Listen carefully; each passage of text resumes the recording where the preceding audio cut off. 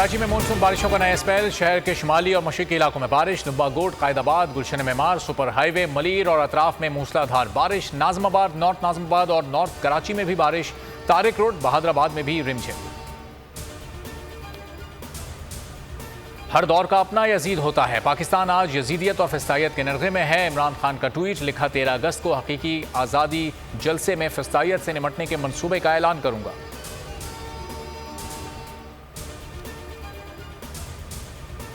किसी में हिम्मत है तो इमरान खान को नाअहल करके दिखाए। इलेक्शन कमीशन का फैसला 10 मुहर्रम के बाद चैलेंज करेंगे। फवाद चौधरी ने साफ कह दिया, सवाल किया नून लीग के अकाउंट्स में पैसा कहां से आया, कोई रिकॉर्ड नहीं।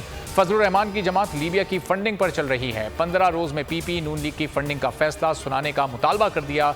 मजीद बोले, 25 मई वाक़े की तहकीकात के लिए JIT बनाने का फैसला किया है। उम्मीद है राना सना, मलिक अहमद, अता तारड़ तहकीकात में ताउन करेंगे। राना सना बड़ी बड़ी बातें ना करें, वो थाना कोसार के SHO हैं।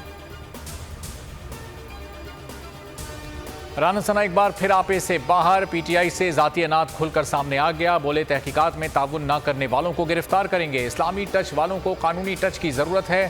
कहा, आलमी बनारसी ठग गैर मुल्कियों से गैर कानूनी डॉलर लेते पकड़े गए।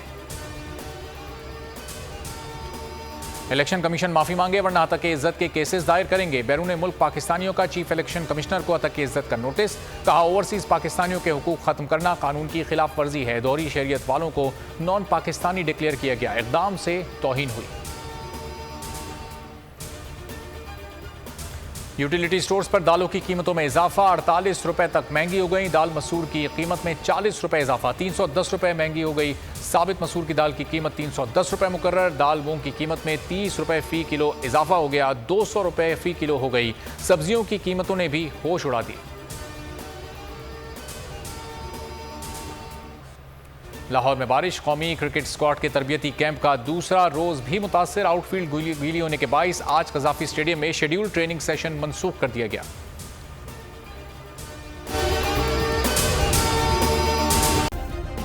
सब्सक्राइब करें और बेल दबाएं ताकि कोई खबर रह न जाए।